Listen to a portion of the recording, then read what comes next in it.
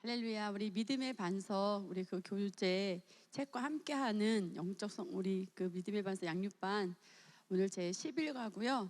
여러분들이 이제 강의 중심의 이 양육반 이번에 찍는 게 아니라 그 믿음의 반석 교재를 여러분들이 쭉 읽으면서 함께 정말 한 톨도 놓치지 않고 정말 귀한 말씀을 심령에서 새기기 위해서 믿음의 반석을 그대로 이렇게 읽듯이 강의하고 있어요. 여러분들이 반복하여서 책도 보면서 여러분 심령에 잘 장착하시기 바라고요. 벌써 양육반 11과입니다. 제목은 영적인 성장. 영적 성장은 듣기만 해도 너무 가슴이 설레고 기대가 되는 그런 단어입니다. 에베소 4장 12절 보면 이는 성도를 온전케 하며 봉사의 일을 하게 하여 그리스도의 몸을 세우려 하심이라. 아멘. 우리 이제 모든 그리스도인은 항상 성장해야 되죠. 우리가 현재 어떤 수준에 있든지 우리는 거기에 머물러 있는 것이 아니라 항상 더 높은 수준을 바라보면서 계속 진보하고 발전하기를 갈망해야 합니다. 그럴 때 성장은 나 자신의 유익은 물론 나하고 연결된 주변의 사람들에게 또 세상에게 큰 유익을 가져다 줍니다. 예를 들어서 우리는 항상 성령의 온전한 인도를 받기를 원하지만 이는 영적 성장 없이는 불가능한 일입니다. 성령님께서는 언제나 우리 영적 수준으로 내려오셔서 그에 맞게 인도하십니다. 뒤집어 말하면 성장하지 않는 한 항상 어린아이 수준의 인도밖에 받을 수 없다는 뜻입니다. 이처럼 성장은 그리스도인의 당연한 방향이자 의무라고까지 말할 수 있습니다. 하나님께서는 우리에게 더 많은 것을 주시고 또 맡기기 원하시지만 아직 준비되지 않은 어린 신자에게 그렇게 하실 수가 없습니다. 그리스도 안에서 우리의 거듭난 생명을 따라 실제적으로 우리가 삶을 다스리고 통치하는 그런 능력은 반드시 또 오직 영적 성장을 통해서만 가능합니다. 하나님께서 예비하신 모든 복을 온전히 누리는 위치로 올라가서 우리의 삶을 다스리고 나아가서 다른 사람에게까지 선한 영향력을 미치는 자가 되기 위해서는 저와 여러분이 반드시 영적 성장을 이루어야 합니다. 그리스도인들은 예수님을 영접한 순간 나이나 성별이나 지위와 상관없이 영적 갓난아이로 태어나게 됩니다. 그 후 하나님의 말씀을 들으며 마치 어린아이가 태어나서 아동기, 성장기, 성년에 이르는 것과 같이 영적으로도 점점 성장하며 점점 영에 속한 사람으로 변화되어 갑니다. 자연적인 영역도 영적인 영역도 모두 하나님께서 놓으신 것입니다. 따라서 우리는 자연적인 영역 안에서 영적 영역의 원리를 비춰주는 본보기를 우리가 발견할 수 있습니다. 영적 성장은 한 사람이 이 땅에 태어나서 성장하는 모습과도 같습니다. 갓 태어난 아기가 완전한 사람의 생명을 가지고 있습니다. 즉 인간으로서 온전하게 행할 수 있는 모든 잠재력은 이미 받은 것이죠. 그렇지만 처음부터 사람으로 온전히 제대로 기능하는 것은 아니죠. 시간을 두고 적절한 공급과 교육과 훈련을 통과하여서 몸이 자라고 정신이 성숙하며 능력이 증가함으로써 한 명의 온전한 사회인으로 자라나게 됩니다. 첫 번째, 우리는 반드시 성장해야 합니다. 영적 성장의 정의를 보겠습니다. 재창조된 인간의 영을 개발하여 발전하는 과정을 말합니다. 즉 재창조된 인간의 영에 하나님께서 이미 넣어주신 잠재력을 활성화시키는 과정입니다. 즉 영적으로도 우리는 거듭난 순간 하나님의 자녀로서 모든 것을 우리 영 가운데 다 받았지만 그것이 우리 삶의 실제로가 되어 나타나기 위해서는 반드시 성장의 과정을 거쳐야 합니다. 우리 에베소서 4장 11절에서 15절 말씀을 함께 읽겠습니다. 그가 어떤 사람은 사도로, 어떤 사람들은 선지자로, 어떤 사람들은 복음 전하는 자로, 어떤 사람들은 목자와 교사로 주셨으니 이는 성도들을 온전케 하며 섬기는 일을 하게 하고 그리스도의 몸을 세우게 하여 우리 모두가 믿음의 하나됨과 하나님의 아들을 아는 지식의 하나됨에 도달하게 되고 온전한 사람이 되어 그리스도의 충만하심의 장성한 분량에까지 이르게 하려 하심이라.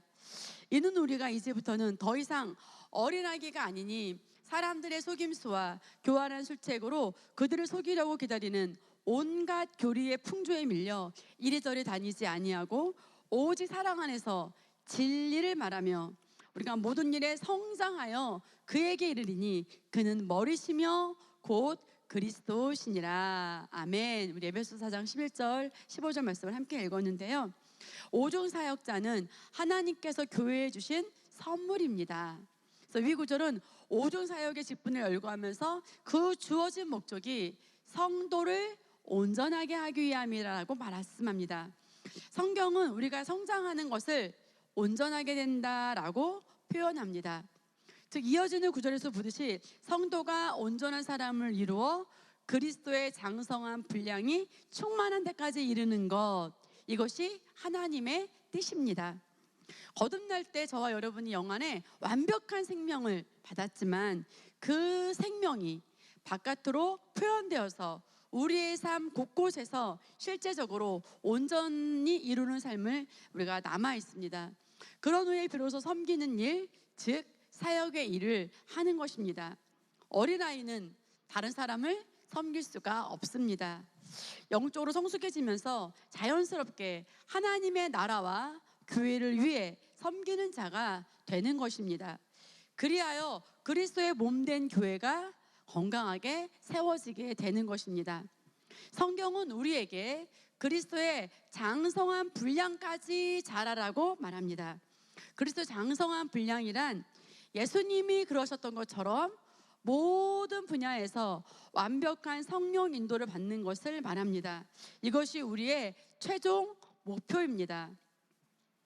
우리가 정말 신앙생활을 시작하는 여러분이나 또 오랫동안 신앙생활을 했다 하더라도 우리가 가장 우선시 될 것은 성도 개개인의 영적 성장입니다. 현재 내가 어떤 수준에 있더라도 마찬가지입니다. 영적 어린아이 수준에 있다면 말할 것도 없거니와 어느 정도 성장하여서 교회에서 섬기는 위치에 있는 경우라 하더라도 끊임없이 성장해야 합니다. 왜냐하면 우리의 목표는 그리스도의 장성한 분량이기 때문입니다. 저와 목사님도 우리 성도들을 섬기는 그런 위치에 있지만 우리도 예수 그리스도 장성한 분량까지 끊임없이 성장하기 위해서 지속적으로 말씀으로 훈련받고 또 멘토를 두고 여러 가지 분야에서 예수님의 장성한 분량까지 우리가 성장하고 우리 안에 있는 그 주어져 있는 능력이 바깥으로 모든 삶 가운데 표현되기 위해서 저희도 지속적으로 훈련하고 있습니다. 예수님께서는 성령님께 예수님 자신을 완전히 100% 양보하신 분이셨습니다. 어떻게 표현하셨나요? 나는 아버지께서 시키시는 일이 아니면 하지 않고 아버지께서 하신 말씀이 아니면 말하지 않는다. 이처럼 자신이 완전히 양보되고 내 안에 그리스도가 온전히 나타나는 상태, 그것이 바로 우리가 바라보는 바입니다. 성경에 나타난 사람의 종류를 보겠습니다. 고린도전서 3장 1절에서 3절 말씀을 함께 읽겠습니다. 형제들아, 내가 너희에게 영적인 사람을 대하는 것처럼 말할 수 없어서 육신적인 사람, 즉 그리스도 안에서 어린아이를 대함과 같이 하노라. 내가 너희를 저주로 먹이고 고기로 먹이지 아니하였으니 이는 너희가 지금까지 소화시킬 수 없었으며 아직도 그러하니라. 너희는 여전히 육신적인 사람이라. 너희 가운데 시기와 다툼과 분열이 있으니 어찌 너희가 육신적이 아니며 사람을 따라 행하는 자가 아니리요. 아멘. 세상에는 크게 두 가지 종류의 사람이 있습니다. 아직 거듭나지 않고 죄의 본성을 가진 자연인과 거듭난 그리스도인입니다. 그리고 그리스도인도 두 종류로 나눌 수 있는데 육적인 그리스도인과 영적인 그리스도인입니다. 육적인 그리스도인은 영적으로 아직 어린아이로서 세상과 동일한 가치와 사고방식을 따라 살고 육신과 감각의 지배를 받는 사람입니다. 반면 영적인 그리스도인은 성숙한 그리스도인으로서 말씀을 따라서 새로운 피조물로서 온전하게 기능하면서 하나님의 영광을 나타내는 사람을 일컫습니다. 히브리서 5장 12절 말씀 보겠습니다.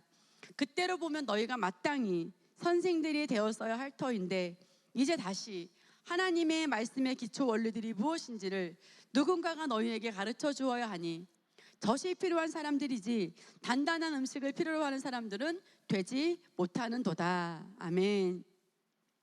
사도 바울이 교인들에게 편지를 쓰면서 그들의 영적 수준을 진단하고 그에 맞게 권면하고 가르치는 것을 위의 두 구절을 통해 알 수 있습니다. 앞선 고린도전서의 경우 너희를 영적인 사람으로 대할 수 없어. 그리스도 안에서 어린아이와 같이 대한다.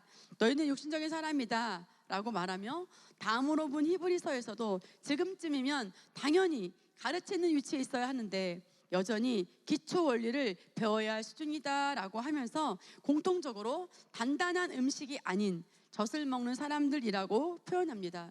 이처럼 영적으로 어린 자들에게는 젖과 같은 말씀을, 성숙한 자들에게는 단단한 고기와 같은 그런 말씀을 주며 수준에 따라 다른 메시지로 가르치고 양육하는 것입니다. 그렇다면 젖을 먹는 어린아이는 어떤 사람일까요?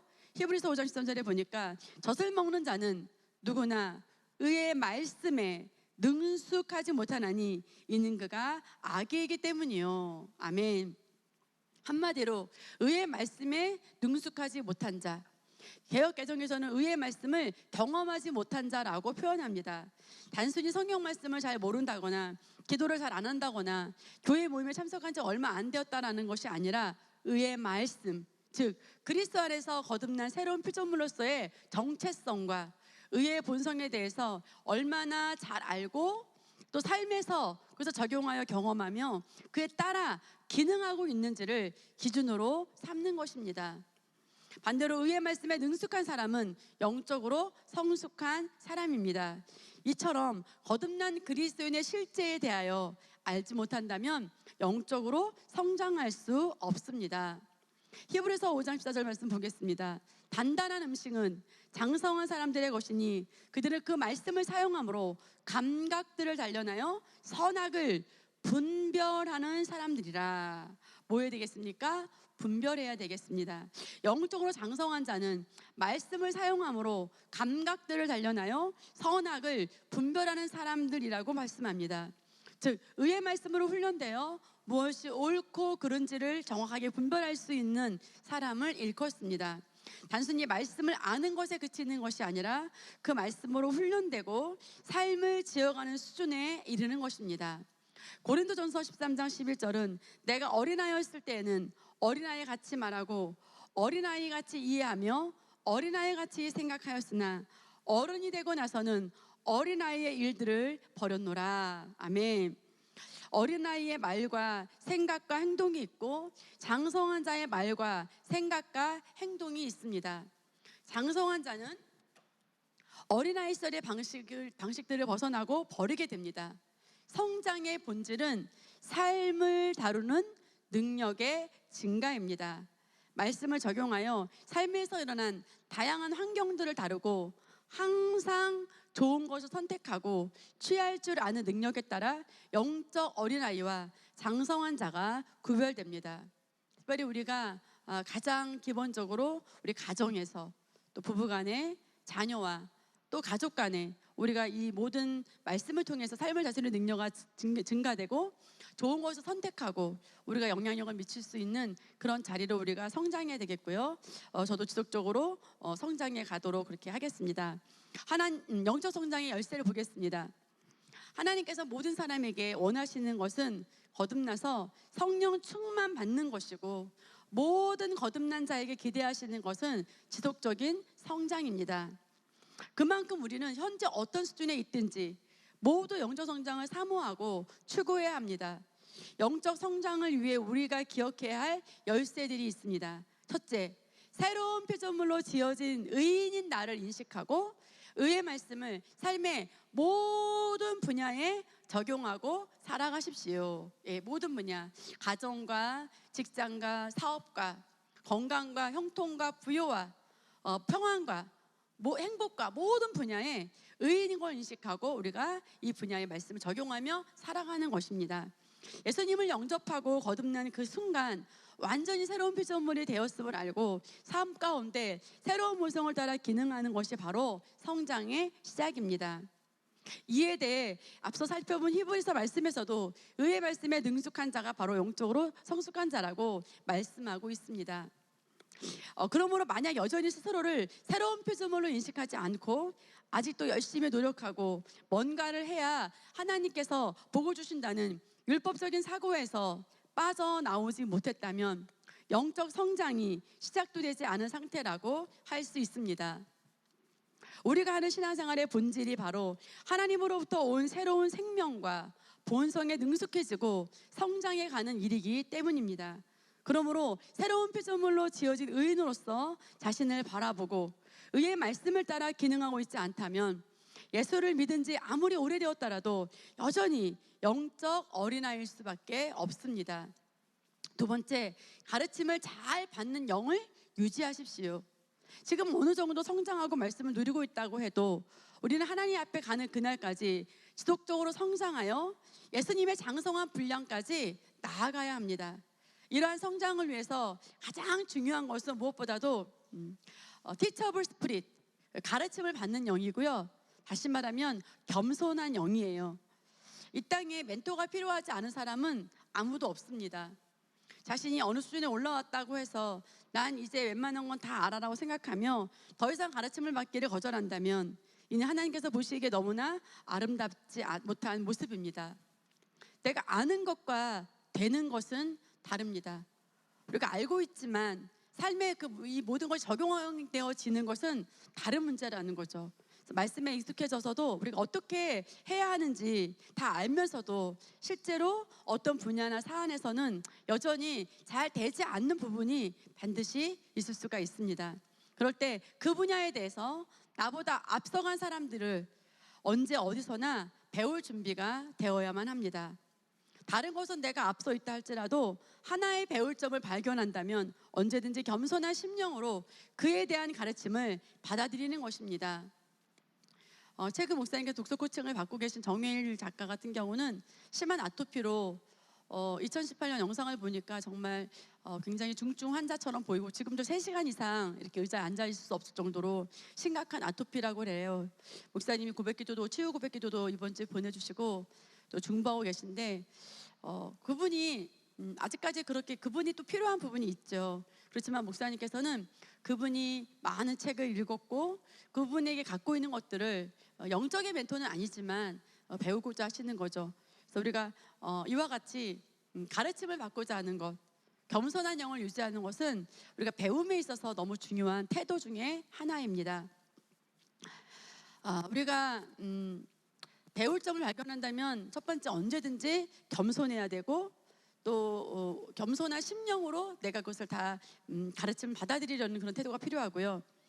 우리가 이 세상을 떠나는 날 아무리 많은 것을 이루었다 하더라도 나는 아직도 새로운 계시가 필요하고 하나님 안에서 계속 자라가야 합니다라고 고백할 수 있는 그런 겸손한 심령을 유지할 때 우리는 예수님의 장성한 분량까지 나아가며 주님께서 주신 최고의 부르심을 이루어갈 수 있습니다. 정말 우리 삶 가운데 하나님의 말씀의 그 계시는 무궁무진하기 때문에 반드시 나보다 먼저 그 분야에 된 사람을 통해서 우리가 지도받는 것은 너무 중요합니다.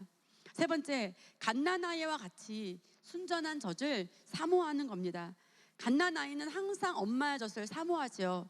그처럼 저와 여러분이 항상 하나님의 말씀을 사모하고 공급받는 듯 그럴 때 바로 비로소 영적인 성장을 가져올 수 있습니다. 갓난 아기들로서 순수한 말씀의 젖을 사모하라. 이는 너희가 그것으로 인하여 자라게 하려 함이니라. 항상 말씀을 더 알고자 더 받고자 하는 가난한 심령이 바로 성장의 열쇠입니다. 네 번째, 우리가 성경을 통해서 우리가 영적인 계시를 통해 보는 것만큼 우리가 지식을 갖는 것만큼 성장할 수 있습니다. 먼저 보지 못한다면 우리가 어디로 이를지를 알지 못하고 소망을 가질 수도 없습니다. 우리는 성경 말씀을 통하여서 전에는 알지 못했던 새로운 피조물의 삶에 대해 정보를 얻고 그림을 그리게 됩니다. 하나님께서는 나를 이렇게 살라고 지으셨어. 나는 환경의 지배를 당하는 자가 아니라 환경을 지배하는 자야. 나는 하나님께서 주신 최고의 부르심을 이루고 능력 있게 살아갈 거야. 말씀의 거울을 들여다보면 들여다볼수록 우리는 이러한 정체성을 발견하고 온전한 그리스도 안에서 자아상을 가지게 됩니다. 성경 안에서 그리스도 안에서 내가 누구인지에 대한 완벽한 그림이 있기 때문입니다. 물론 지금 나의 현실은 성경의 그림과 다른 부분이 있습니다. 우리는 가장 먼저 말씀을 통해 그것이 어떻게 변화되어야 하는지에 대한 소망을 품게 되고 거기에 믿음을 발휘하면 성령의 도우심으로 말미암아 소망이 실제가 됩니다. 지금 말씀에서 온전한 영적 그림을 보고 나는 이렇게 살아가야 하는구나, 이렇게 살 거야 라고 선택하고 갈망하는 것은 우리의 할 일이고, 우리가 그렇게 믿음을 발휘할 때 그것이 되어지게 하는 것은 우리 안에 와 계신 성령님의 도우심으로 말미암는 일입니다. 또한 믿음의 선배들의 모습도 우리에게 소망을 주는 모델이 됩니다. 성경을 통해 가장 완벽한 본이신 예수님을 볼 수 있지만 사실 어떤 면에서는 막연하게 느껴질 수도 있습니다. 예수님은 하나님의 아들이셨고 나는 인간인데 어떻게 그분과 같아질 수 있을까? 사는 환경도 다르고 예수님은 결혼도 안 하시고 사역만 했잖아. 그럴 때 실제 내가 속한 시대와 공간 안에서 함께 살아가고 있는 믿음의 선배를 통해서 구체적으로 개념을 잡고 내가 나아가야 할 방향에 대해 명확한 그림을 그리게 됩니다. 그래서 정말 최근에도 저와 목사님이 용인교회 그 지금 결혼 교통에 대해서 저희가 복의 근원 목사님 네 분을 통해서 또 저희가 지도를 받고 있고, 저희가 또 선택해서 저희가 컨퍼런스에서 정수아 전사님 네 분이 결혼 코칭을 배웠고 또 그것을 셀에 연결되는 것을 저희가 듣고 저희가 권혁구 목사님과 이정순 사모님을 만나고 저희가 배우기를 원한다고 저희 부부가 요청을 했고요. 그래서 저희가 지금 지난주부터 이제 배우고 있습니다.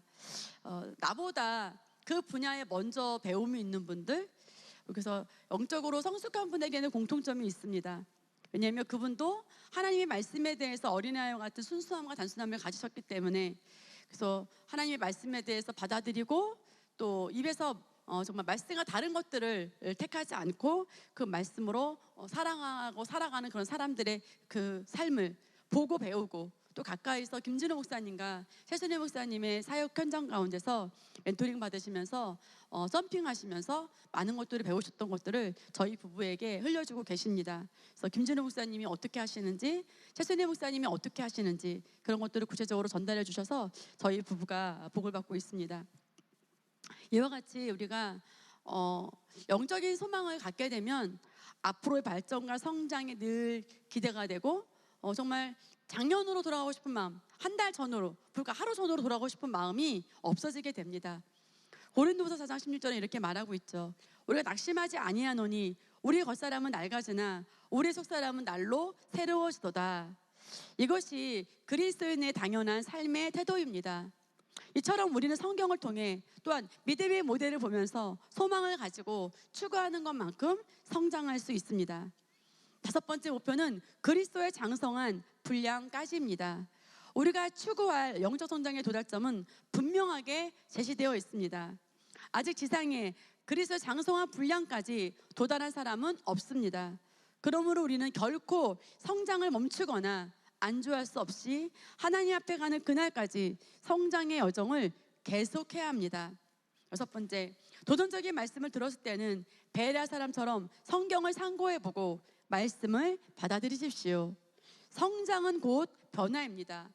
과거에 알던 지식과 살던 방식에서 벗어나서 새로운 지식과 정보를 받아들이고 새로운 것을 시도하는 과정입니다. 기존의 틀 안에서 하던 일을 지속한다면 그것이 숙달될 수는 있겠지만 새로운 단계로 나아갈 수는 없습니다. 성장을 위한 새로운 정보가 처음에는 굉장히 낯설고 도전적으로 느껴질 수 있습니다. 그래서 내가 알고 경험하는 건 이렇지 않았는데 라고 거절하기가 쉽습니다. 그러나 우리는 성장을 삶의 방식으로 삼은 사람으로서 처음 듣는 메시지를 무조건 거절하기 전에 먼저 가르침을 받는 영, 겸손의 영을 잘 유지하고 겸손한 마음을 통해서 확인하는 태도를 가져야 합니다. 사도행전 17장 11절 보면 베레아 사람들은 데살로니가 사람들보다 더 고상하여 전심으로 말씀을 받아들이고 그 말들이 그런가 하여 매일 성경을 상고함으로. 아멘. 베레아 사람들이 데살로니가 사람들보다 더 고상하다 칭찬을 받았어요. 그 이유는 뭘까요? 말씀이 선포되면 베레아 성도들은 전심으로 받았다는 거죠. 그리고 그 말씀이 맞는지 성경을 찾아서 보고 연구했다는 거죠. 우리도 말씀을 들으면서 도전적인 메시지를 접하게 될 때도 있습니다. 하나님이 주시는 병도 있다고 믿어왔는데 모든 사람이 치유받고 건강한 것이 하나님의 뜻이다, 이런 메시지가 도전이 될 수도 있습니다. 과거의 목회자는 가난한 것이 미덕이라고 믿던 사람에게 예수께서 이 땅에서 부유하게 사셨으며 목회자를 포함한 모든 그리스도인이 부유와 형통은 하나님의 뜻이다 라는 말씀 또한 새로운 도전이 될 것입니다.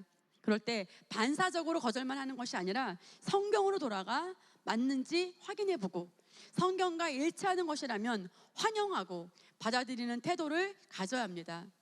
그러한 새로운 메시지가 우리를 교정하고 변화시켜 지속적인 성장과 승리 가운데 인도하게 될 것입니다. 영적 어린아이의 정의, 영적 어린아이란 어떤 사람일까요? 위에서도 잠시 살펴보았지만 이에 대한 정의를 분명히 할 때 나 자신은 물론 내가 섬겨야 할 영혼들을 정확하게 진단하고 도울 수 있습니다. 가장 먼저 영적 어린아이는 금방 거듭난 자입니다. 갓 거듭난 신자는 직후에 아무리 말씀과 기도에 힘쓰고 여러 활동을 한다고 해도 어떤 기간 동안에는 어린아이일 수밖에 없습니다. 자연적인 영역에서도 갓 태어난 아기에게 영양을 넘치게 공급한다고 해서 갑자기 어린아이가 되고 어른이 되지는 않는 것과 같습니다. 영적 성장이란 삶의 상황을 다루는 능력의 증가이므로 거듭난 새로운 피조물의 삶의 방식에 대해 배우고 익히고 적용하여 나타나는 시간들이 필요합니다. 두 번째로는 예수 믿은 지 오래지만 의의 말씀을 모르거나 삶에 적용하지 않는 자입니다. 횟수가 중요하지 않습니다. 거듭난 지 수십 년이 되었더라도 새로운 피조물의 계시나 의의 말씀에 무지하여 율법적인 사고방식과 생활방식에 머물러 있다면 아직 참된 그리스도의 삶 가운데로 발도 디디지 못했던 영적 어린아이입니다. 세 번째 정의는 인간의 본성으로 행하는 자입니다. 다시 말해 거듭나지 않은 육신적인 본성을 따라 살아간 사람을 일컫는 것으로서 영적 어린아이에 대한 가장 정확한 정의라고 할 수 있습니다. 예수를 영접한 사람은 죄의 본성을 벗고 의의 본성을 받게 됩니다. 그렇다면 이제 새로운 생명을 따라 살아가는 법을 배우고 적용해야 하는데 여전히 세상의 방식과 육신의 소욕을 따라가면서 불신자와 크게 차이가 없는 삶을 살아가는 사람들도 있습니다. 구원받았고 교회도 다니지만 상황을 바라보는 관점도 반응도 태도도 거듭나기 전과 전혀 달라진 것이 없습니다. 이런 사람이 바로 육신적인 그리스도인이며 곧 영적인 어린아이입니다. 저도 새로운 피조물 말씀 배우고 지금까지 달려왔지만 때로 제가 제 삶을 돌아다보면 정말 내가 아직도 의인의 사고방식, 거듭난 피조물의 사고방식으로 반응하지 않고 내가 어떤 상황을 바라보는 관점, 반응 태도가 우리가 정말 많은 성장이 필요하구나라는 것들을 계속 저도 점검하고 진단합니다. 이처럼 우리가 영적 어린아이를 정의하는 기준이 있습니다. 세상에서 아무리 학식이 높고 지위가 높더라도 또 교회에 다닌 지 오래되었더라도 우리가 위에 해당되는 부분이 있다면 아직 영적인 어린아이입니다. 이런 개념을 정확하게 가지고 있지 않다면 단순히 외적으로나 사회적으로 영향력 있는 자리에 있다고 하여 아직 영적으로 어린 사람에게 교회 안에서 갑자기 높은 직분을 준다든지 영적 책임을 맡기는 오를 범할 수도 있습니다. 이는 마치 꼬마가 어른 행세를 하는 것처럼 부자연스럽고 부적절한 그림으로써 개인적으로도 성장의 기회를 빼앗길 수 있게 되고 교회적으로도 해를 입을 수 있습니다. 그러므로 우리는 자신 및 성도들의 영적 성장 단계를 말씀의 기준으로 정확하게 진단하여서 성장을 돕고 또 그에 걸맞는 영적 책임의 자리로 그들을 인도해야겠습니다. 영적 성장의 단계별 특성을 보겠습니다. 이 땅에 한 사람이 태어나서 자라나는 데에도 연령에 따른 성장 과정과 특징을 분류하듯이 영적 성장에도 단계별 특성이 있습니다. 갓난아이 단계, 이는 성경에서 어린아이라고 표현하며 헬라어로는 네피오스라고 말합니다. 위에서 보았듯이 갓 거듭난 자, 의의 말씀을 모르는 자, 인간의 본성으로 행하는 자가 여기에 속하며 이 시기의 특징은 다음과 같습니다. 첫째, 사람의 간사한 속임수와 유혹에 빠져 이리저리 밀려다닙니다. 여전히 말씀으로 정확한 기초와 기준을 세우지 못했기 때문에 주변의 말, 정보, 감정, 감각, 습관, 환경 등에 쉽게 흔들리고 현혹됩니다. 예배 와서 말씀을 드리면 은혜를 받고 그런가 하다가도 돌아가서는 금세 다른 말에 휘둘리고 말씀을 놓쳐버리곤 합니다. 에베소서 4장 14절 보겠습니다. 이는 우리가 이제부터는 더 이상 어린아기가 아니니 사람들의 속임수와 교활한 수책으로 그들이 속이려고 기다리는 온갖 교리의 풍조에 밀려 이리저리 다니지 아니하고. 아멘. 둘째, 무엇이든지 배우려고 합니다. 따라서 잘못된 이론에 빠지지 않도록 주의가 필요하죠. 아이들이 뭔가 손에 잡히면 자동적으로 입으로 가져가듯이 좋은 것인지 나쁜 것인지 잘 알지도 못한 채 무조건 배우고 따르려는 습성이 있습니다. 따라서 옳게 분별하여 취할 수 있도록 가까이 있는 영적 성배와 리더의 도움이 절대적으로 필요합니다. 셋째 뭡니까? 깨끗합니다. 이것은 좋은 특징입니다. 순수하고 기존에 형성된 불필요한 영적 지식이나 고정관념이 없는 편입니다. 넷째, 민감하고 변화가 심하며 상처를 잘 받습니다. 교회 안에서 접하는 메시지나 관계 가운데서도 잘 받아들이고 잘하다가도 어느 순간 전혀 생각지 못한 요소에 의해 흔들리고 실망하고 상처를 받곤 합니다. 예를 들어 상대적으로 성숙한 그리스도인을 위한 말씀, 이를테면 헌금이나 헌신에 대한 설교를 듣고 난 후 소화시키지 못하고 오히려 시험에 드는 경우도 있고, 심지어 목사님 설교 중에 단순히 예화로 든 어떤 예화를 가지고 본인을 겨냥한 것이라고 여기면서 스스로 상처받고 민감하게 반응하는 경우는 너무나 흔합니다. 이처럼 본인의 심령을 지키고 바르게 반응하는 법을 알지 못하기 때문에 작은 일에도 오르락내리락 하기 쉽고 쉽게 상처받으며 자기의 방어적인 태도를 취하는 것이 영적 어린아이의 대표적인 특징입니다. 다섯째, 자기중심적이고 늘 비교하며 질투합니다. 재분생의 지배를 받는 사람들의 전형적인 특징입니다. 영적으로 성숙한 사람일수록 초점이 자기 자신으로부터 하나님께 옮겨져 있고 하나님 나라가 세워지는 일이라면 당장 내가 조금 손해를 보거나 대우를 받지 못하는 것 같아도 크게 연연하지 않습니다. 그러나 영적 어린 아이들에게는 아직 그런 능력이 없기 때문에 모든 일을 본인 위주로 해석하고 또한 다른 성도들과 비교하면서 특히 남이 세워지는 것에 대해 예민하게 반응하고 불만을 가지곤 합니다. 어린이 단계를 보겠습니다. 어린아이 단계도 조금 지나 성장하면 어린이 단계에 이릅니다. 이 단계에서 어린아이 단계 특징들을 여전히 가지고 있지만 약점들이 좀 더 보완되고 발전되는 양상을 보입니다. 첫째, 꾸준하지 못하고 호기심이 많으며 말이 많아집니다. 어린이 단계 보겠습니다. 어린아이 단계에서 조금 지나 성장하면 어린이 단계에 이릅니다. 이 단계에서는 어린아이 단계 특징들을 여전히 가지고 있지만 약점들이 좀 더 보완되고 발전되는 양상을 보입니다. 첫째, 꾸준하지 못하고 호기심이 많으며 말이 많아집니다. 어린이 단계는 그간의 신앙생활을 통해 나름대로 하나님의 은혜를 맛보고 실제적인 경험을 가진 단계입니다. 그래서 교회 다양한 사역이나 훈련 등에 관심을 가지게 되고 여기저기 참여하고 싶어하고 또 셀에서도 기회만 되면 본인의 이야기를 나누고 나아가 가르치고 싶어합니다. 다만 영적인 흐름을 보는 눈이나 계시가 아직 온전하지 못하기 때문에 성령의 감동이라면서 의욕적으로 시작했다가 쉽게 식기도 하고 또한 모임에서는 본인의 말만 지나치게 길게 늘어놓기도 합니다. 하지만 이처럼 영적 관심이 증가하고 본인의 은혜를 나누고 표현하는 모습은 성장에 자연스럽고도 긍정적인 신호이므로 리더가 지혜롭게 조율하고 세워주면 되겠습니다. 둘째, 영적 갓난아이의 특징들을 아직도 가지고 있습니다. 갓난아이에서는 벗어났지만 아직 성숙한 수준에는 이르지 못했기에 위에서 언급한 어린아이의 특징들을 여전히 가지고 있습니다. 따라서 이들을 섬기는 위치에 있는 영적 선배들은 마치 유치원생 자녀와 초등학생 자녀를 단계별로 다르게 양육하듯이 인내를 가지고 그들의 수준에 맞게 돌보고 가르치는 과정이 필요합니다. 어른 단계 보겠습니다. 성숙한 휴오스의 단계라고 할 수 있고요. 모든 그리스도인이 도달해야 될 영적 단계입니다. 우리가 바라보고 사모하는 모습이므로 그 특징에 대해서도 잘 숙지하고 그림을 그려야겠습니다. 첫째, 세상의 일을 가볍게 여기고 하나님의 말씀을 삶에 적용하고 삶으로 바른 선택을 합니다. 영적으로 어린 사람은 무엇이 바른지 알아도 선택할 능력이 없습니다. 그러나 어른 단계에는 성숙한 자들은 쉽게 바른 것을 선택하고 취할 수가 있습니다. 많은 경우 사람들이 어려움을 만나게 되는 원인은 잘못된 선택에서 비롯합니다. 눈에 보이는 세상의 상황이나 조건에 연연하며 불안과 두려움에 따라 불완전한 선택과 행동을 취하게 되는 것입니다.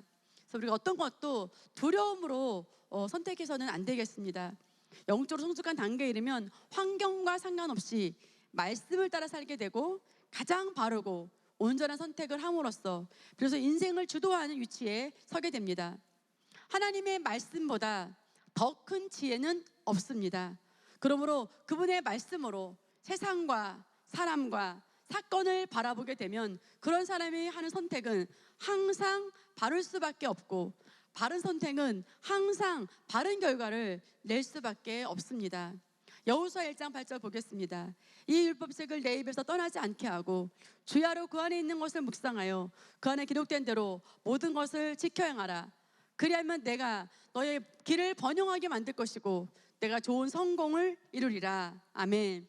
그리스도 안에서 내가 누구이며 무엇을 가지고 있고 무엇을 할 수 있는지에 대한 새로운 피조물의 계시를 늘상 인식하고 고백하고 적용하며 살아갈 때 우리는 우리 자신을 형통과 승리의 길 위에 두게 됩니다. 우리가 말씀대로 살면 하나님께서 우리를 성공시켜 주시는 것이 아니라 정말 내가 너의 길을 번영하게 만들 것이라고 하셨습니다. 우리를 향한 하나님의 뜻은 이미 정해졌고 다 이루어졌습니다. 예수의 속량 사역을 통하여서 구원과 새 생명의 길을 여셨을 때 하나님께서 이미 우리를 향한 모든 영적인 복과 성공의 길을 이미 여셨습니다. 다만 그것을 알고 취하는 것, 말씀을 따라서 바른 선택을 우리가 함으로써 영적인 복들이 삶의 실제가 되어 나타나게 하는 것은 우리의 책임입니다. 영적 어른은 이러한 원리를 이해하고 매일 영적 열매를 맛보며 살아갑니다. 시편 1편 1절에서 3절 보겠습니다.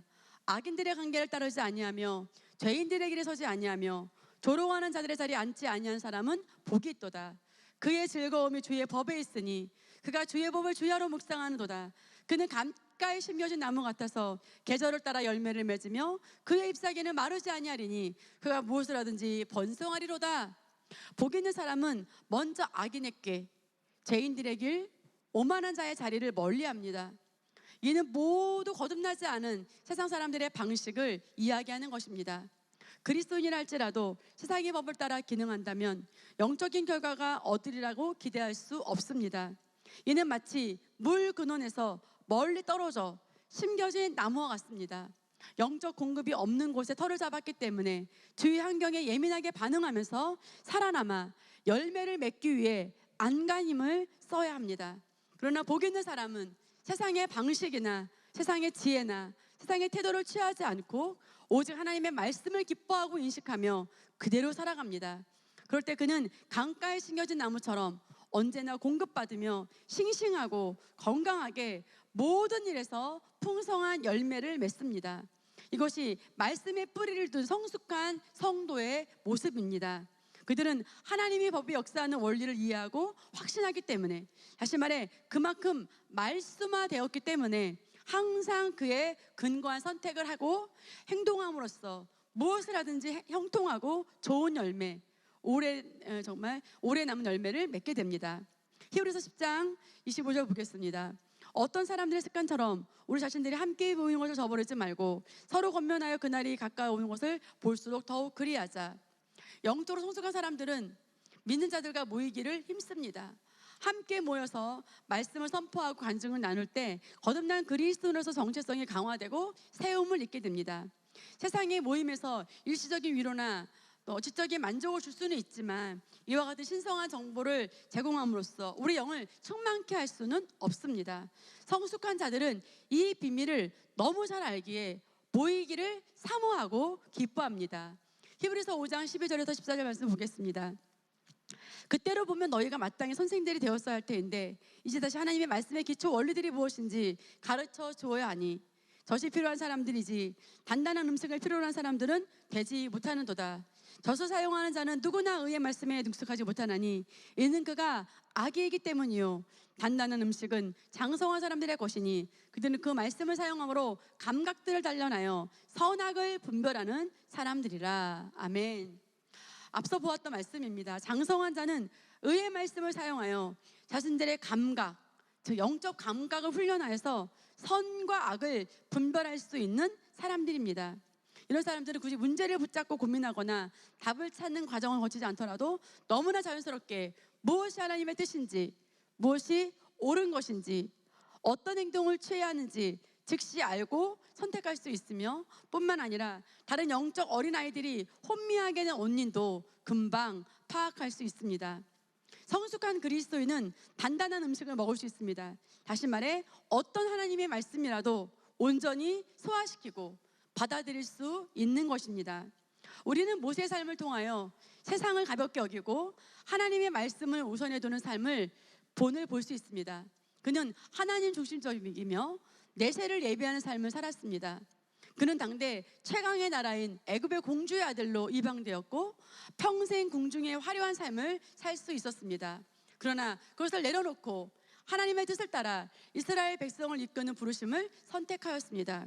육신적으로는 광야의 열악한 환경을 떠돌며 심지어 동족과 형제들로부터 핍박을 받기도 했지만 그는 하나님의 관점과 계획 가운데 이스라엘 민족을 노예 생활로부터 해방시키는 위대한 사명을 택하여 완수했습니다. 히브리서 11장 24절에서 25절 보겠습니다. 믿음으로 모세는 장성하여 파라오의 딸 아들이라 칭함을 거절하고 잠시 동안 죄의 낙을 누리는 것보다 오히려 하나님의 백성과 함께 고난받는 것을 택하였고. 아멘.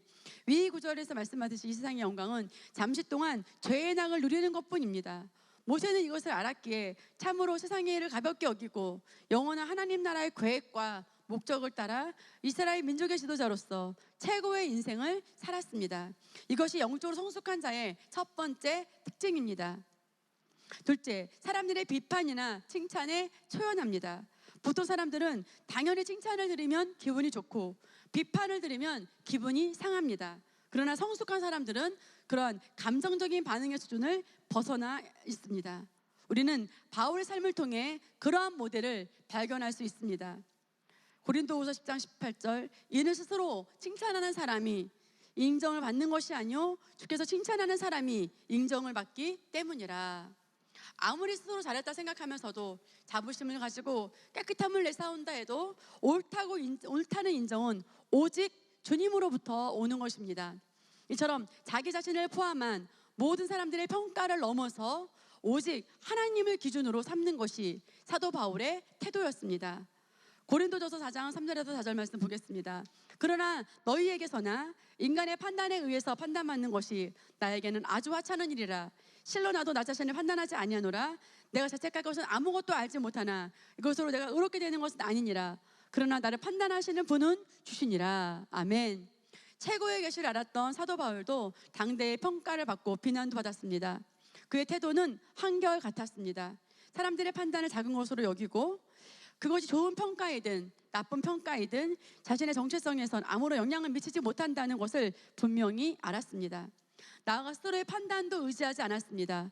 그래서 내가 나 자신을 볼 때 책망할 것을 발견하지 못했지만 그것을 근거로 나는 떳떳하고 의롭다라고 여기지도 않는다고 말합니다. 실제로 다른 사람들이 나를 의롭게 여겨주어서 또 나 스스로 의인으로 본다고 해서 의인이 되는 것은 아닙니다. 모든 사람은 그리스도의 의의 법 안에서만 의롭다함을 얻을 수 있으며 사도 바울은 이러한 계시에 굳건하여서 모든 일에 오직 하나님께서 어떻게 보시는가를 우선시했습니다. 구약에서 다윗의 삶을 통한 동일한 모델을 봅니다. 다윗이 나단에게 말하기를 내가 주를 거역하여 죄를 지었노라 하더라. 나단이 다윗에게 말하기를 주께서도 왕의 죄를 제하셨으니 왕은 죽지 아니하리이다. 그러나 이 행실로 인하여 왕의 주의 원수들에게 하나님을 모독할 큰 구실을 주었으니 왕에게 태어난 아이가 반드시 죽으리이다 하더라. 나단이 자기 집으로 떠나니라. 주께서 우리아의 아내가 다윗에게서 낳은 아이를 치시니 그 아이가 심히 앓더라. 그러므로 다윗이 그 아이를 위하여 하나님께 간구하더라. 다윗이 금식하고 안으로 들어가서 밤새도록 땅에 엎드려 있으니 그의 집에 원로들이 일어나 그에게 가서 땅에서 그를 일으켜 세우려 하나 그가 원치 아니하고 그들과 더불어 음식도 먹지 아니하더라. 일곱째 날에 그 아이가 죽으니라. 다윗의 신하들이 다윗에게 그 아이를 죽었다라고 말하기를 두려워하였으니 이는 그들이 말하기를 보라 아이가 살았을 때에 우리가 왕께 고하여도 왕께서 우리 말에 경청하기를 원치 아니하셨는데 하물며 그 아이가 죽었다고 우리가 말하면 왕께서 얼마나 상심하겠느냐 함이더라. 그러나 다윗은 그의 종들이 수군거리는 것을 보고 그 아이가 죽은 줄을 알아차리더라. 그러므로 다윗이 그의 신하들에게 말하기를 그 아이가 죽었느냐 하니 그가 말하기를 그가 죽었느니라 하더라. 그래서 다윗이 땅에서 일어나 씻고 기름을 바르고 그의 의복을 갈아입고 주의 집으로 들어가서 경배하더라. 그리고 나서 그가 자기 집으로 와서 음식을 청하고 그들이 그의 앞에 음식을 차려놓으니 그가 먹더라. 그러자 그의 신하들이 그에게 말하기를 왕께서 행하신 이 일이 어찌 된 것이니까 왕께서 아이가 살아있을 때는 아이를 위하여 금식하고 오시더니 아이가 죽으니 일어나 잡수시나이다 하니 그가 말하기를 아이가 살아있을 때 금식하고 온 것은 내가 말하기를 혹 하나님께서 내게 은혜를 베푸사 아이를 살려주실지 누가 말할 수 있으리요 함이었노라.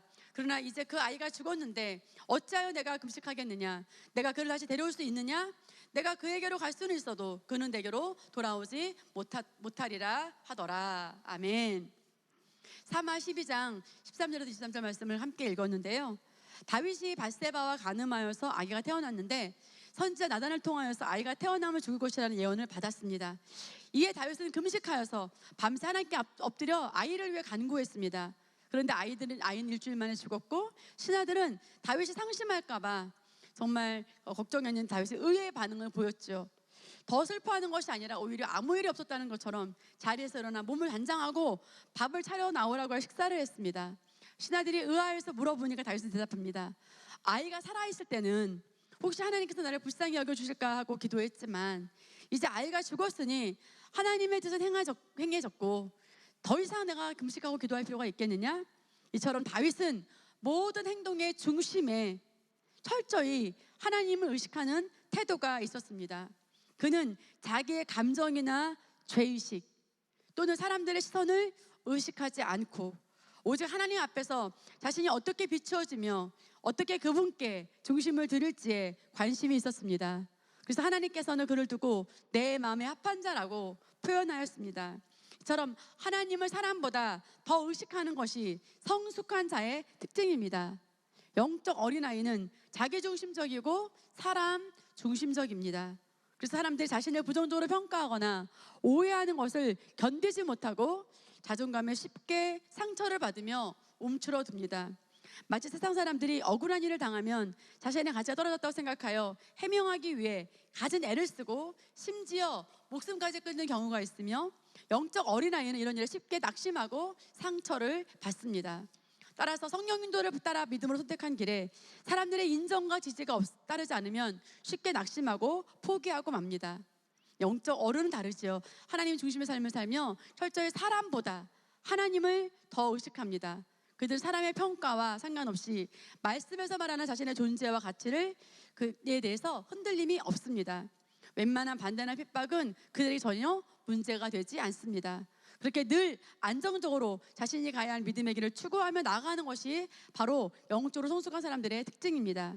셋째, 생활 가운데 하나님을 인식할 수 있는 능력입니다.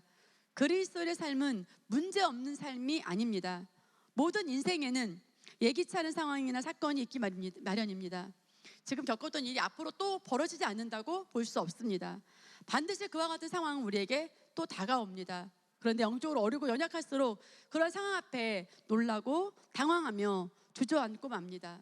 그리스도 안에서 자신이 누구이며 하나님께서 어떤 분이신지를 쉽게 잊어버리고 사람과 하나님을 탓하며 부정적인 생각과 감정의 고리에 빠지고 마는 것입니다. 그러나 성숙한 사람은 어떤 고난 앞에서도 살아계신 하나님을 인식하고 믿음으로 상황을 역전시킬 능력을 가지고 있습니다. 창세기 45장 5절 7절 보겠습니다. 당신들이 나를 이곳에 판 것은 이제 슬퍼하거나 괴로워하지 마소서. 이는 하나님께서 생명을 보존하시려고 당신들 앞서 나를 보내셨습니다. 하나님께서 당신들에게 땅에서 당신들에게 후손을 보존하시고 당신들의 생명을 큰 권으로 건지시려고 당신들 앞서 나를 보내셨나이다. 아멘. 요셉은 형들에 의해 노예로 팔려서 애굽에서 가진 고초를 겪었지만 결국 총리가 되어 형들을 다시 만나게 됩니다. 요셉을 알아본 형들은 다시 만난 요셉을 자신에게 뽑힐까 봐 두려움에 떨었습니다. 그때 요셉이 형들에게 한 말입니다. 하나님께서 우리 가족의 생명을 구하시고 또 우리 민족을 보존하시려고 나를 먼저 이 애굽 땅에 보내셨습니다. 영적으로 성숙한 정말 이 요셉은 어떤 상황에서도 당하거나 낙심하지 않았습니다. 하나님의 존재를 인식하고 선하신 그분께서 어떻게 이 상황을 나에게 이렇게 하실 것인지 확신을 가집니다. 이런 상태가 되면 어떤 상황에서도 평강을 가질 수가 있고 어떤 상황에서도 기뻐할 수 있으며 어떤 상황에서도 믿음을 발휘할 수 있습니다. 아무리 악한 상황일지라도 그것이 오히려 나를 강하고 더 성숙하고 능력 있는 하나님의 사람으로 세우게 될 것을 믿습니다. 넷째, 하나님의 뜻을 분별하는 능력이 있습니다. 마찬가지입니다. 영적으로 성숙한 자는 언제 어디서나 하나님의 뜻을 알고 취할 능력이 있습니다. 로마서 12장 1절 2절 보겠습니다. 그러므로 형제들아 내가 하나님의 모든 자비하심으로 너희에게 권고하노니 너희 몸을 하나님께서 기뻐하시는 거룩한 산 제물로 드리라. 이는 너희가 드릴 합당한 예배니라. 너는 이 세상과 일치하지 말고 너희 생각을 새롭게 함으로 변화를 받아 하나님의 선하시고 기뻐하시고 온전하신 뜻이 무엇인지 입증하도록 하라. 생각을 바꾸고 마음을 새롭게 함으로 변화를 받아 하나님의 선하신 뜻, 하나님이 기뻐하시는 뜻, 더 나아가 하나님의 온전한 뜻이 무엇인지 알 수 있는 것이 성숙한 그리스도인의 특징입니다. 성장해야 하는 이유, 갈라디아서 4장 1절에서 3절 말씀 보겠습니다. 이제 내가 말하노니 그 상속자가 모든 것의 주인이지만 어린아이일 동안은 종과 다를 바 없으며 아버지가 미리 정해놓은 때까지 보호자와 청지기 아래에 있느니라. 이와 같이 우리도 어린아이였을 때에는 세상의 초등학문 아래서 종로로 타였으나 아멘. 저와 여러분이 영적으로 성숙하고 성장해야 할 이유는 하나님께서 주신 유업을 누리기 위해서입니다. 우리 아이들이 육신적인 아이들도 이렇게 성장하다 보면 성장통이라고 해서 뭐 다리가 아프다고 한다거나 이럴 때가 있잖아요. 또 우리도 어떤 부분에서 이 분야에 내가 성장하지 아직 못했구나, 아니고 또 우리가 어떤 부분에서 내가 영적으로 어린 단계에 있었구나라고 인정하고 조정하게 될 때는 상당히 또 우리가 심적으로 또 이렇게 감정적으로 힘들 수도 있어요. 왜냐하면 우리 사람인지라. 그러나 우리가 그럴 때 다음 단계로 쏘아 올려지기 위한 중요한 단계예요. 그래서 하나님께서는 우리가 어떤 수준에 있든지 그 수준으로 내려오셔서 우리와 소통해 주시고 우리를 이끌어 주셔요. 그래서 우리가 어느 단계에 있든지 아버지 자녀로서 하나님 아버지와 관계를 맺고 교제할 수 있지만 성장 단계에 따라서 우리가 누릴 수 있는 수준과 범위에는 분명한 차이가 있습니다. 예를 들어서 엄마가 4살짜리 자녀에게는 1,000원 정도의 용돈을 줄 것이고 또 그 아이가 그 이상의 돈은 다룰 수가 없지요. 그러나 아이가 좀 더 자라면 10,000원을 줄 수도 있고 더 자라서 재정을 온전히 다룰 수 있는 나이가 되면 집을 사줄 수도 있습니다. 하나님께서는 우리가 거듭날 때 영생을 주셔서 이 땅에서 정복하고 다스리고 모든 기업을 누리며 살기를 원하셨습니다. 그러나 우리가 성장을 통해 그것들을 다룰 능력을 갖추지 못하면 하나님께서 이미 다 주신 축복이라 하더라도 누릴 수가 없습니다. 우리가 영적으로 성장한다는 것은 주님을 더 알아가는 것으로서 실제 내 삶 가운데서 가정이나 또 우리의 모든 삶의 그런 영역 안에서 주님이 원하시고 기뻐하는 뜻을 찾아서 행할 능력이 증가한다는 뜻입니다. 한마디로 우리의 성장이 우리가 누리는 기업의 확장인 것입니다. 따라서 우리는 절대적으로 성장해야 합니다. 그것이 치유의 면에 있든지, 그것이 부요의 면에 있든지, 그것이 관계적인 부분이든지 우리가 뛰어넘지 못했던 그런 부분에 있다면 반드시 우리가 그 분야를 정복하고 다스려야 되겠습니다. 두 번째, 성장해야 될 이유는 세상에 더 좋은 영향력을 미치기 위해서입니다. 우리가 거듭난 순간 하늘나라를 보장받았고 지금 당장 우리가 이 세상을 떠나도 저와 여러분이 가는 나라는 하늘나라가 보장되어 있습니다. 그럼에도 불구하고 우리가 아직 이 땅에 살고 있는 이유는 이 땅에 하나님의 나라를 확장하고 복음으로 영향력을 미치기 위함입니다. 하나님의 창세기부터 하나님은 아담과 하와 창조하시고 다산하고 번성하고 정복하고 최고의 행복을 누리기를 원하셨고요. 하나님은 특별히 가정이라는 걸 통해서 부부의 하나됨, 주님과 연합을 통하여서 정말 그런 어떤 예표로서 부부를 주셨죠. 그 부부의 행복을 통해서 서로 연합을 통해서 자녀가 믿음으로 잘 성장하고 또 어떤 악한 영향도 틈을 줄 수 없는 그런 아름다운 가정을 우리에게 주셨고, 그런 걸 통해서 자녀를 제자 삼고 또 그런 아름다운 가정들이 주변에 많은 영향력을 미칠 수 있도록 우리가 그렇게 성장하기를 원하십니다. 지금 마지막 때고 너무 시대가 악하죠.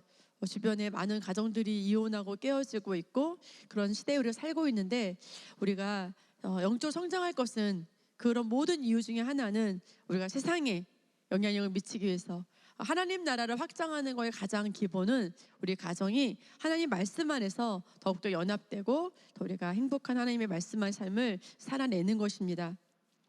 하나님께서는 그분의 크신 사랑으로 말미암아 죄인인 우리에게 아들의 생명까지 내어주시고 우리가 거듭남으로 말미암아 모두 의인이 될 수 있는 길을 열어주셨습니다. 우리의 선함이나 우리의 재능이나 이런 것이 아니라 우리가 예수님을 통하여서 예수님으로 말미암아 이루어놓으신 것을 우리가 이 복음을 마음으로 믿고 받아들이기만 한다면 누구나 의인이 되고 그분께서 예비하신 모든 복과 유업을 얻게 됩니다. 로마서 10장 14절 말씀을 보겠습니다.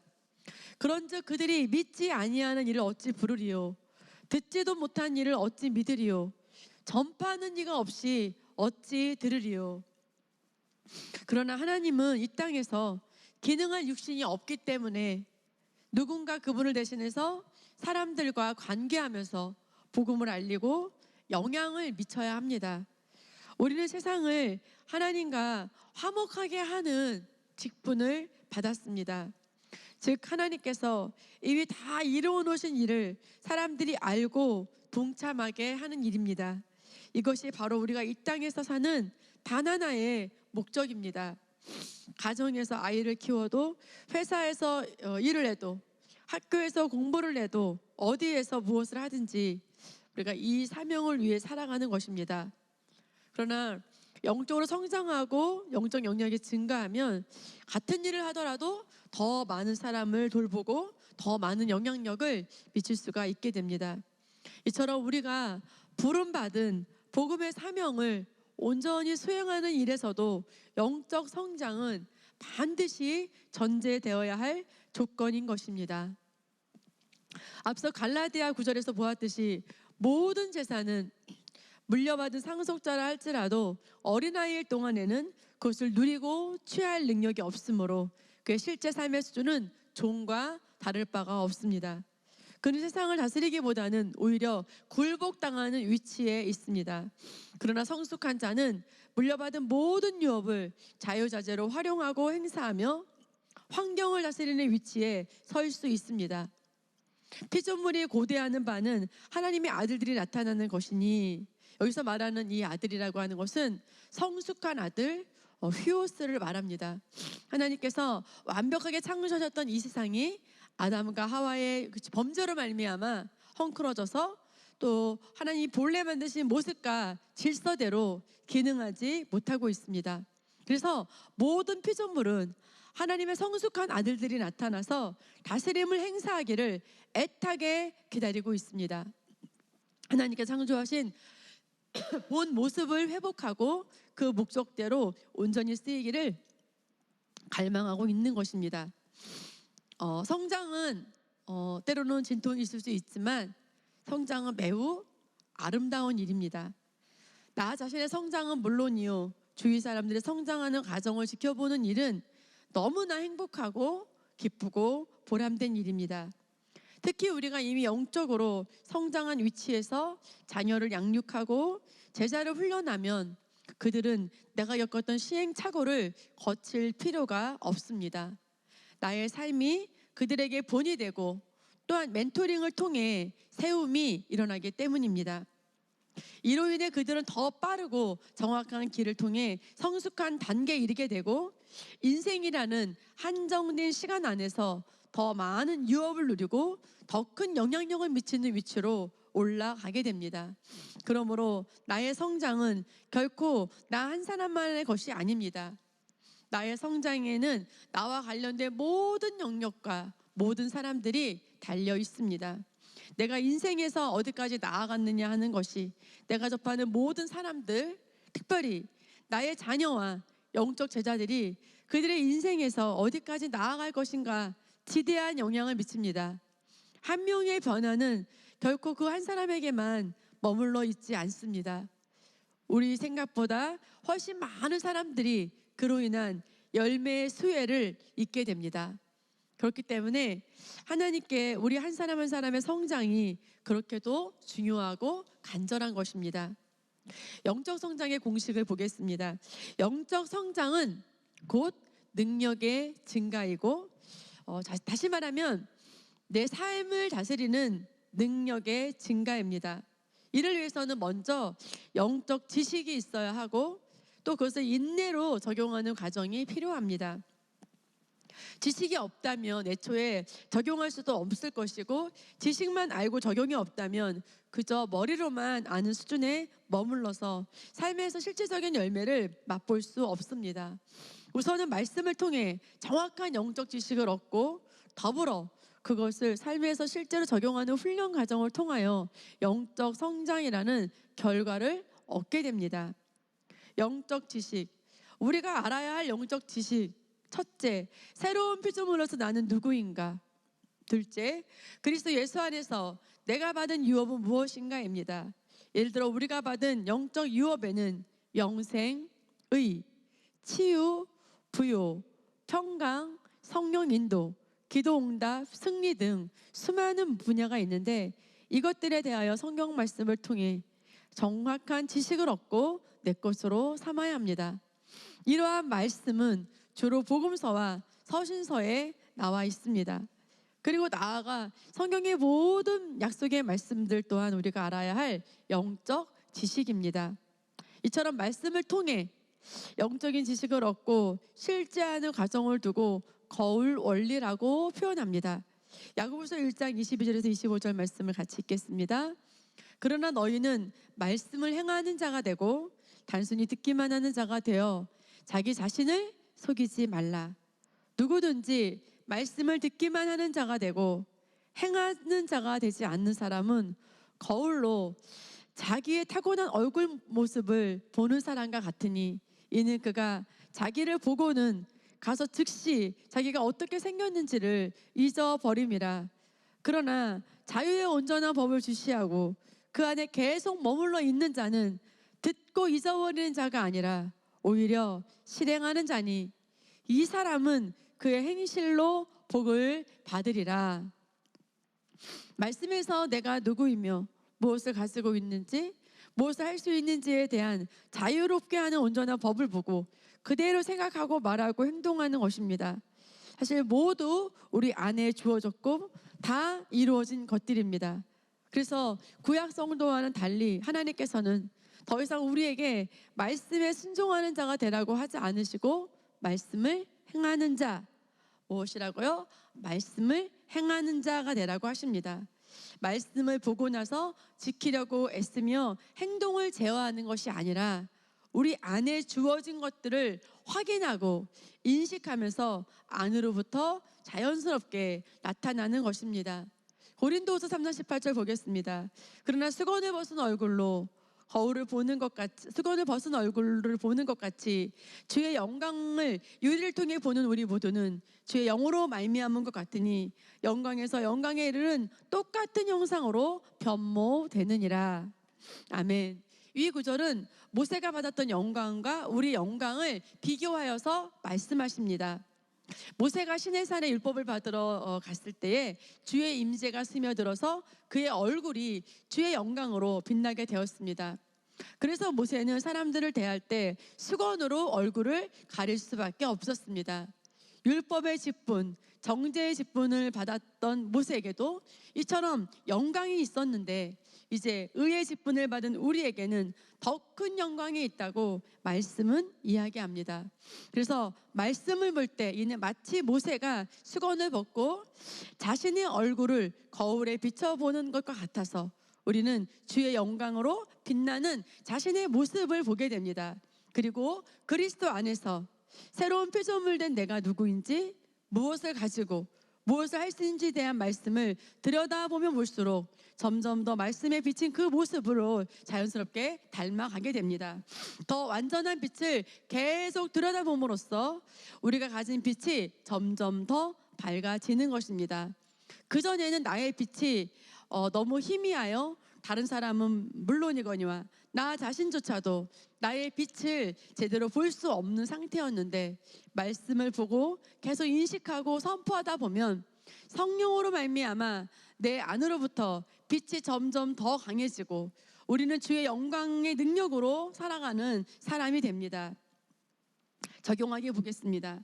말씀을 통해 알게 된 지식을 행함으로써, 다시 말해 적용함으로써 우리의 능력은 점점 강화되고 변하는 것입니다. 영적 지식을 적용하는 첫 번째 방법은 말씀 묵상입니다. 위에 거울 원리에서 이야기했듯이 우리는 말씀이라는 거울을 통해 끊임없이 자신이 누구인지 확인하고 그 모습을 닮아가야 하는데 이 과정을 더 효과적으로 돕는 것이 바로 묵상입니다. 묵상은 세 가지 단계로 나눠볼 수 있습니다. 첫째는 심령으로 받아들이고 상고하는 것, 둘째는 중얼거리며 읊조리는 것으로, 마지막으로는 큰 소리로 선언하는 것입니다.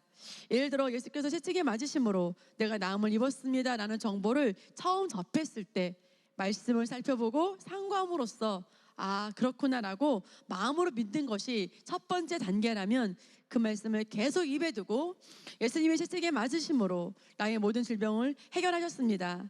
나는 아플 필요가 없습니다. 나는 건강한 자입니다 라고 계속 읊조리며 중얼거리는 것이 두 번째 단계입니다.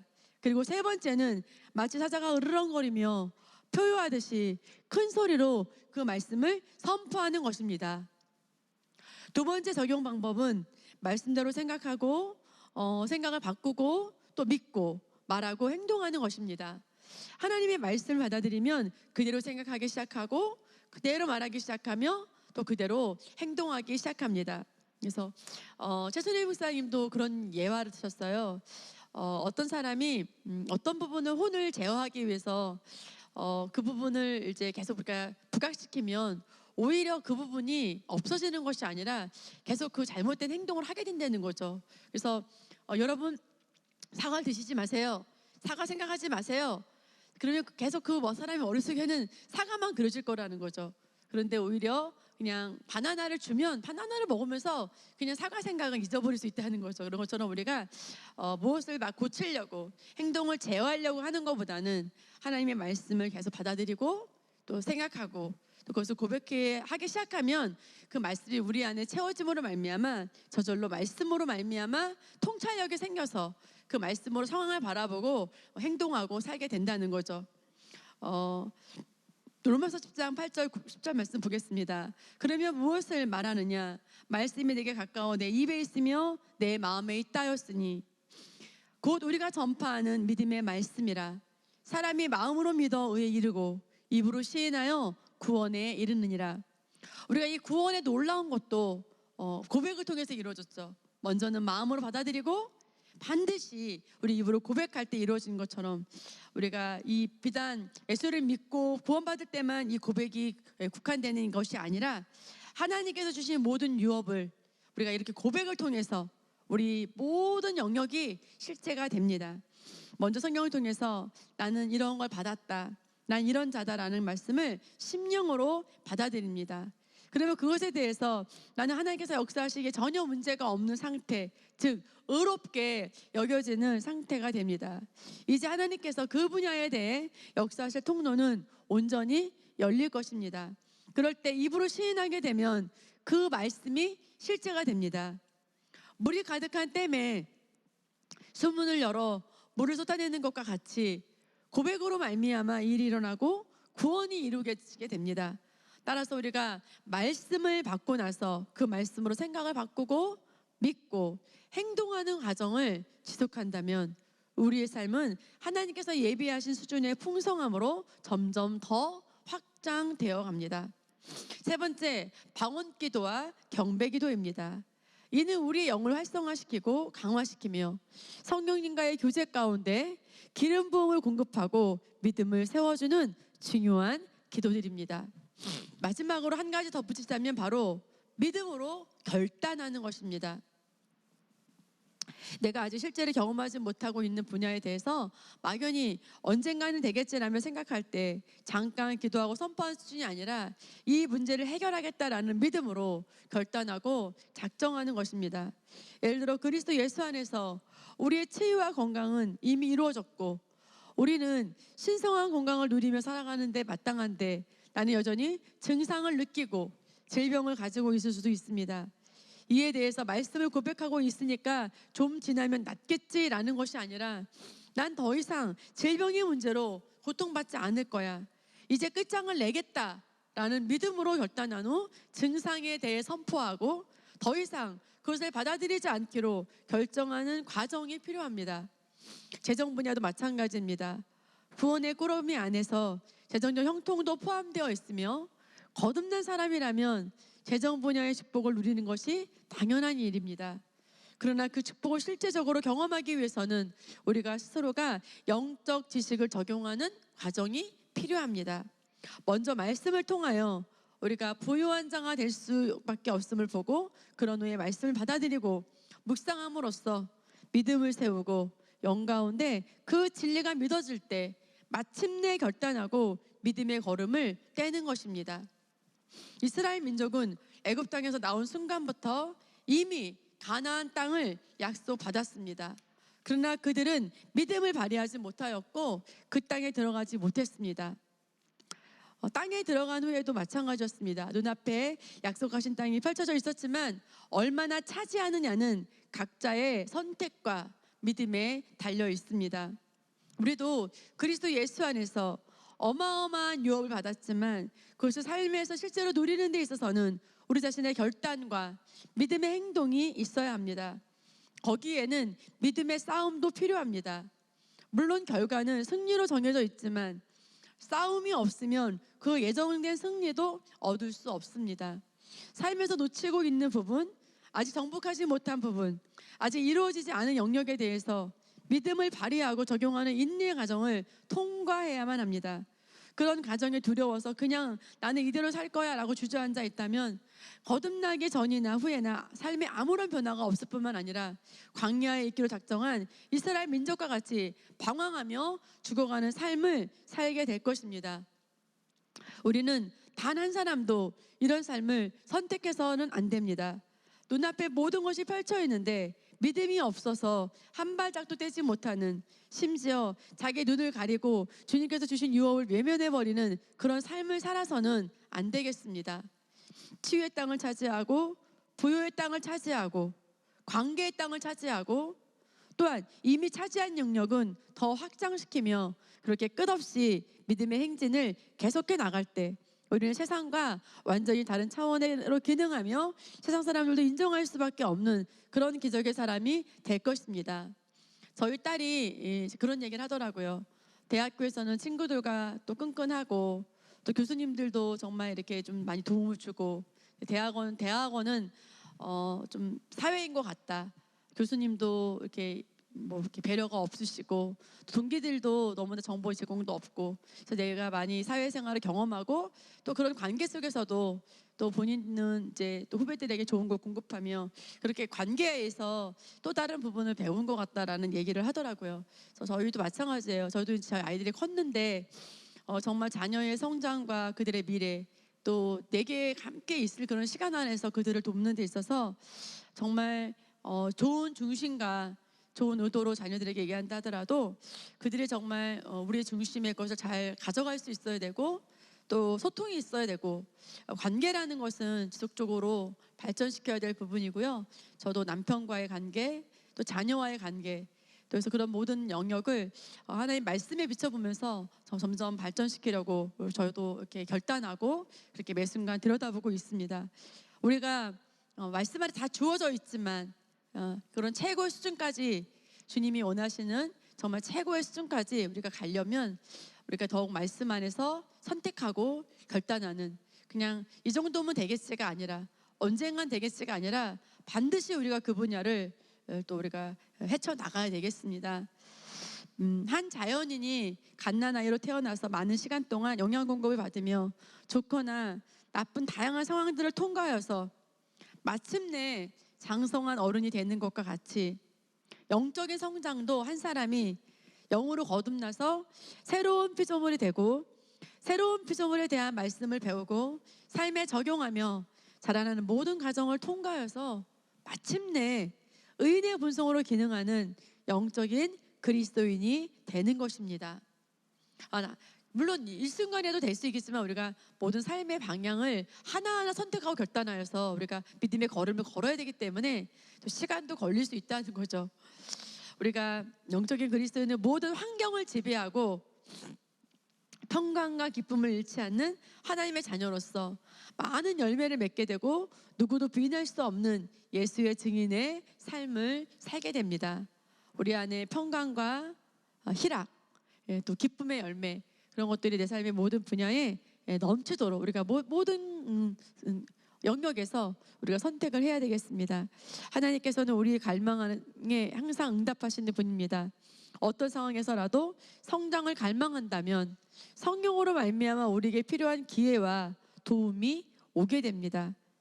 저 자신도 지금이 끝이 아니라 더 성장해야 된다는 갈망을 가지고 살아오면서 생각지 못한 방법과 통로로 또 우리가 정말 많은 목사님들도 만났고 또 우리가 재임을 통해서도 또 김준호 목사님과 최선희 목사님도 만났고 또 많은 멘토 목사님들을 우리가 만나게 되는 그런 복을 받았어요.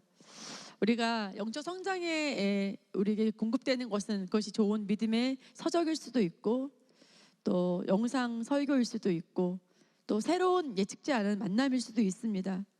하나님께서는 영적 성장에 대한 우리의 갈망을 반드시 채워주셔서 우리를 성장하게 하십니다.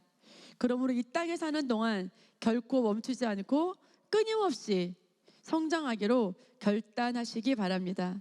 그것이 바로 우리를 향한 하나님의 갈망입니다. 그래서 여러분 정말 주저하지 마시고요.